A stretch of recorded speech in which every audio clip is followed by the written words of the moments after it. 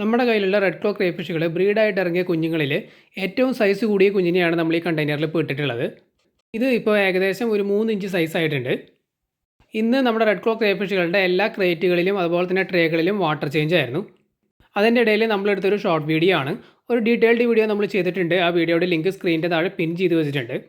കുറച്ച് ഡീറ്റെയിൽ ആയിട്ട് കാണാൻ താല്പര്യമുള്ളവർക്ക് ആ വീഡിയോ കാണാവുന്നതാണ്. കാരണം ആ വീഡിയോയിൽ നമ്മുടെ എല്ലാ ക്രേറ്റുകളും അതുപോലെ ട്രേകളിലും കിടക്കുന്ന കുഞ്ഞുങ്ങളെ നമ്മൾ കാണിക്കുന്നുണ്ട്. ആ കുഞ്ഞുങ്ങളുടെ സൈസും അതുപോലെ തന്നെ ടോട്ടൽ കൗണ്ടൊക്കെ നമ്മൾ അതിനകത്ത് കാണിക്കുന്നുണ്ട്. അപ്പോൾ ഈ കാണുന്നതാണ് ബ്രീഡായിട്ട് ഇറങ്ങിയ കുഞ്ഞുങ്ങളിലെ ഏറ്റവും വലിയ സൈസ്. കുറച്ച് മുമ്പ് നീല നിറത്തിലുള്ള 3-4 ട്രേകൾ നമ്മൾ കാണിച്ചിരുന്നു. അതിലൊരു ട്രേയിലാണ് ഇതിനെ നമ്മൾ ഇട്ടിട്ടുള്ളത്. മുമ്പ് ഇത് മറ്റു കുഞ്ഞുങ്ങളുടെ കൂടെ ട്രേകളിൽ ഒരുമിച്ചായിരുന്നു കിടന്നിരുന്നത്. പെട്ടെന്ന് ഇത് ഷെല്ലൊക്കെ പൊഴിച്ച് വലിയ സൈസ് ആയപ്പോൾ നമ്മൾ ഇതുപോലെ സെപ്പറേറ്റ് ട്രേയിലേക്ക് മാറ്റിയതാണ്. കാരണം ഇതുപോലെ സെപ്പറേറ്റ് നമ്മൾ മാറ്റിയില്ല എന്നുണ്ടെങ്കിൽ മറ്റ് ചെറിയ കുഞ്ഞുങ്ങൾക്ക് അതൊരു പ്രോബ്ലമാണ്. ഫുഡൊക്കെ നമ്മൾ കൊടുക്കുന്ന സമയത്ത് കൂടുതലും ഇത്തരത്തിലുള്ള വലിയ സൈസുകളായിരിക്കും വന്ന് ഫുഡ് കഴിക്കുന്നത്. പിന്നെ ചെറിയ സൈസുകളതൊക്കെ ഫുഡ് കഴിക്കാനായിട്ട് അടുത്തേക്ക് വരുമ്പോൾ ഇതുപോലുള്ള വലിയ സൈസുകൾ കൊത്തി ഓടിക്കും. അത്തരത്തിലുള്ള ഇഷ്യൂസ് ഇതുപോലെ ട്രേകളിലൊക്കെ നടന്നു കഴിഞ്ഞ് കഴിഞ്ഞാൽ പിന്നെ ചെറിയ സൈസിന് ഗ്രോത്ത് വയ്ക്കാനായിട്ട് വളരെ ബുദ്ധിമുട്ടാണ്. ഇതുപോലുള്ള ക്രേറ്റുകളിലും ട്രേകളിലൊക്കെ നമ്മൾ ഇതുപോലെ ക്രേഫിഷുകളെ വളർത്തുമ്പോൾ സെപ്പറേറ്റ് മാറ്റിയിട്ടില്ല എന്നുണ്ടെങ്കിൽ ഇതുപോലെ പ്രശ്നം വരും. അതേസമയം വലിയ സൈസ് ടാങ്കുകളാണെന്നുണ്ടെങ്കിൽ വലിയ പ്രശ്നമില്ല. ടാങ്കിൻ്റെ സൈസ് കൂടുന്തോറും ഇവർ തമ്മിലുള്ള എഗ്രഷൻ കുറയും.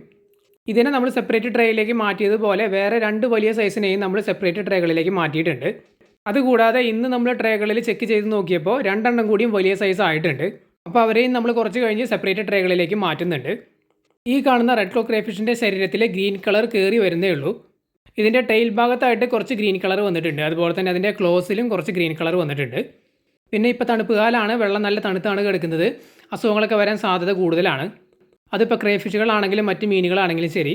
അപ്പോൾ ശ്രദ്ധിക്കണം എന്ന് പറഞ്ഞിട്ട് ഞാൻ വീഡിയോസൊക്കെ ചെയ്തിട്ടുണ്ടായിരുന്നു മുമ്പ്. നമ്മുടെ മീനുകൾക്കും അതുപോലെ തന്നെ ക്രേഫിഷുകൾക്കൊന്നും ഇതുവരെ പ്രശ്നങ്ങളൊന്നും വന്നിട്ടില്ല. നമ്മൾ നല്ല രീതിയിൽ ചെക്ക് ചെയ്യുന്നുണ്ട്. നമ്മുടെ ഭാഗത്ത് ചെയ്യാൻ പറ്റുന്ന കാര്യങ്ങൾ ചെയ്യുക. അതായത് വെള്ളത്തിനകത്ത് ഫുഡിൻ്റെ വേസ്റ്റും കാര്യങ്ങളൊക്കെ വരാതെ ഇരിക്കാനായിട്ട് ശ്രമിക്കുക.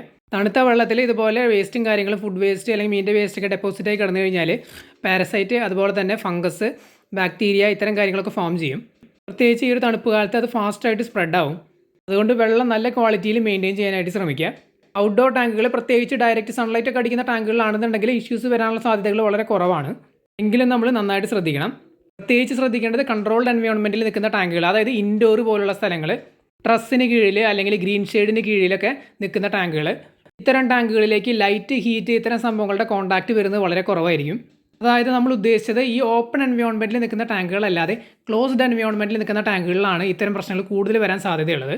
ഈ ഒരു സമയത്ത് ടാങ്കുകൾ പ്രത്യേകം ശ്രദ്ധിക്കുന്നത് നന്നായിരിക്കും.